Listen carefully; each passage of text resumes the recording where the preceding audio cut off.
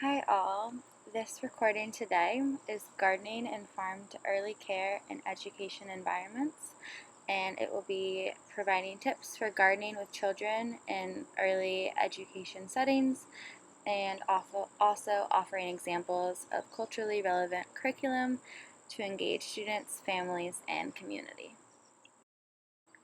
Before we get started today, I just want to take a quick moment to pause and say how grateful we all are for you, and hope you're being able to take some time to take care of yourself, take some breaths, hydrate, do anything to make sure you're happy, you're centered, and taking care of yourself. So I just wanted to ground us in that. To get us started, I wanted to do a land acknowledgement.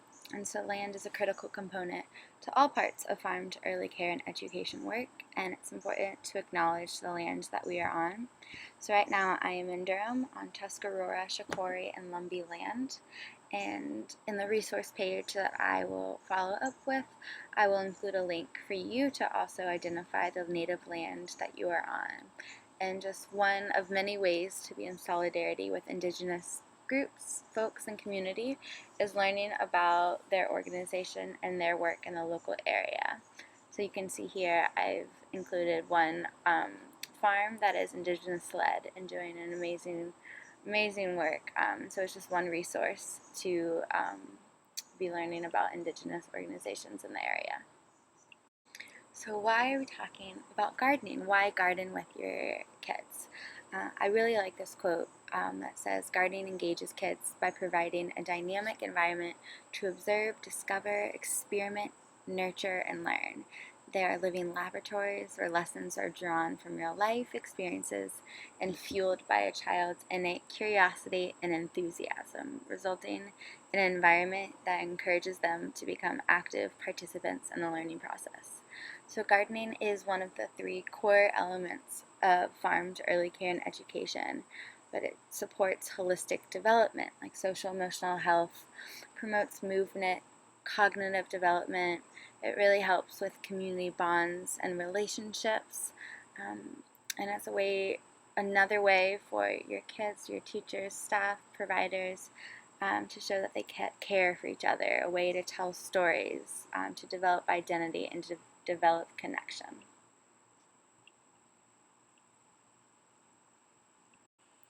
Now we are going to get into some of the gardening basics. And so to start us off, we're just going to talk about, just like humans, plants have needs too. And so first, just that the flowers and vegetables, they need sunlight, 6 to 8 hours of full sun each day. And just it's important to notice near your center, near your home, wherever your environment is, just to identify where there is full sun, which parts are shady, and maybe which spots don't receive any sun. And that there's a minimum 1 hour per week commitment for a small garden, and just to remember what might go into that, where it might be watering, harvesting, weeding, mulching, just as various activities that will that your garden will need. When putting in your garden, you want to make sure you're orienting your garden bed. And so things that are important to think about are the full size and footprint of the plant before planting. So just making sure that the bigger and taller plants are toward the north. So this might be tomatoes that are on a trellis, and that the smaller, shorter plants are to the south. And that there will always be spacing instructions on the back of your seed packets to help you when putting seeds into the soil. Now we can think about what to garden and when. So first wanted to talk about plant hardiness, and this refers to how well plants tolerate cold temperatures. And so here in Durham, North Carolina, we can grow year-round. It's just a matter of what you want to grow and when. And it's just important to note the average last frost and first frost states, and whether your plants prefer cool, or warm weather. So you can see here that the average first frost date is October 21st, and the average last frost date is April 15th. So as a gardener, you really will become a weather person. And so first we want to talk about the cool season annuals. And these you'll plant early in the spring and maybe late in the summer, early fall. They thrive when temperatures are below 70 degrees. And so you can see some examples here like broccoli, kale, spinach, Swiss chard, collards. So these are some of your cool season annuals. And now we can talk about the warm season annuals. So for these, you will plant after the last spring frost when the soil has warmed up. They are very frost sensitive and thrive in the summer heat, even in North Carolina.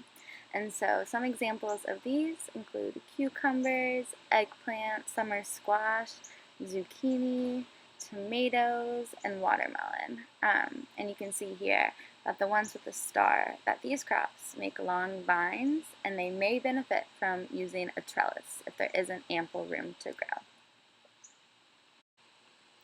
Our friends at the Orange County Partnership for Children, Maria Hitt specifically, helped to organize the contents on this slide. And so this outlines specific things that you can plant during each specific season that the kids really, really enjoy. And so you can see examples of the spring and fall, and summer, and if you have more space, some other things that can be planted in the summer.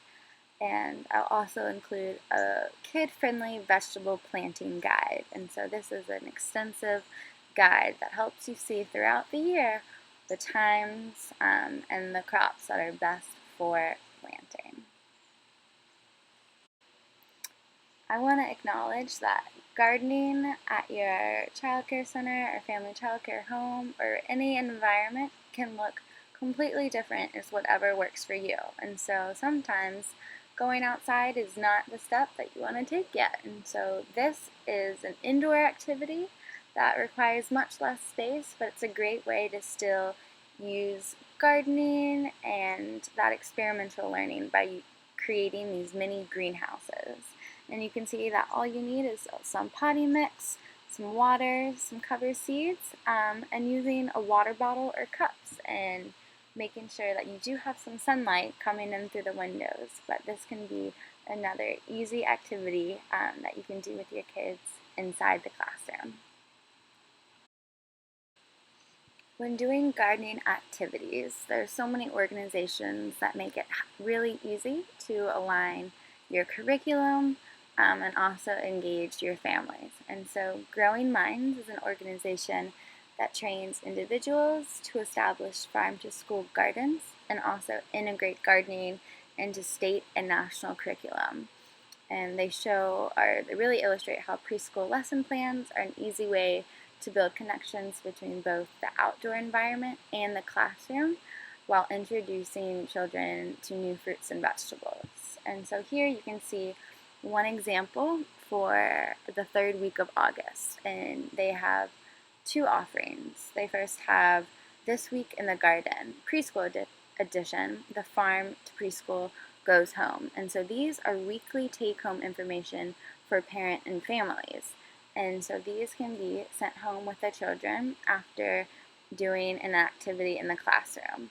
But they also have the curriculum that you can use inside of the classroom. And so in these guides, they highlight what's growing during the season, possible activities that you can do, and also an example book that could relate to the learning that you are doing. And so it's a very comprehensive way to connect the curriculum with the gardening activities that is occurring with your kids. Here are some best practices. And school and community gardens can be really incredible spaces, especially if they're built around culturally responsive practices. And here are just a few tips that we've collected to help implement those practices. And so the first thing is understanding the children in your program. In this way, you're able to grow culturally relevant foods and share culturally relevant recipes.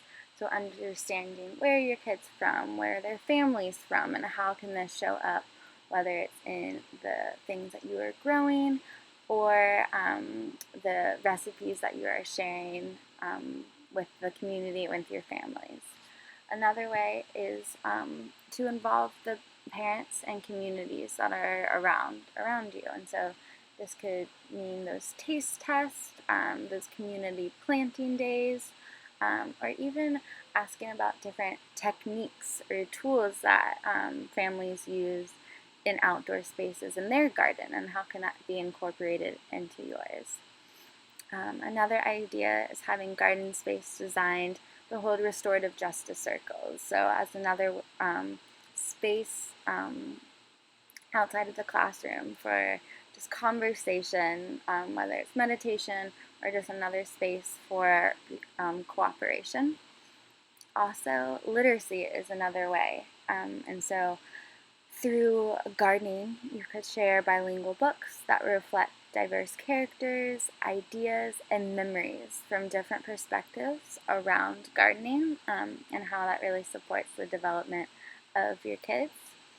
And one last idea is having artwork in your garden and asking how can artwork reflect the gardeners, their identities, the identity of the larger community, and how can this artwork really share the culture of the garden and show its brilliance. Here I highlighted just some of the amazing gardening and farming work being done in the area, and just amazing people using gardening and farming as a tool to advance racial, economic, and social equity, and as a tool just for connection and culture. And nourishment, both for physically and for the soul. And in a follow-up document that will go along with this presentation, I will have linked additional organizations and resources to continue learning about implementing a garden at your family childcare home, at your center, and just continuously implementing farm to early care and education in any way that fits best for you. Thank you so much for learning with me today. If you have any questions about farm to early care and education in general, feel free to reach out to me at katie@dpfc.net. If you're interested in starting a garden, please reach out to Gardens for Everyone at foodshuttle.org. That's at Interfaith Food Shuttle. It's doing amazing work supporting folks who are interested in starting a garden and installing raised garden beds. And if you also have any general gardening questions, the Durham Cooperative Extension is so excited to be helping folks in the early care and education space, and you can contact Janelle, and her email is mentioned on this slide as well. So thank you again for tuning in today, and wanted to also thank all the organizations that were involved in these slides, who appeared and are doing amazing work, and also especially Interfaith Food Shuttle, who helped support with the creation of a lot of these slides. So thank you again, and I look forward to hearing from you. Have a great day.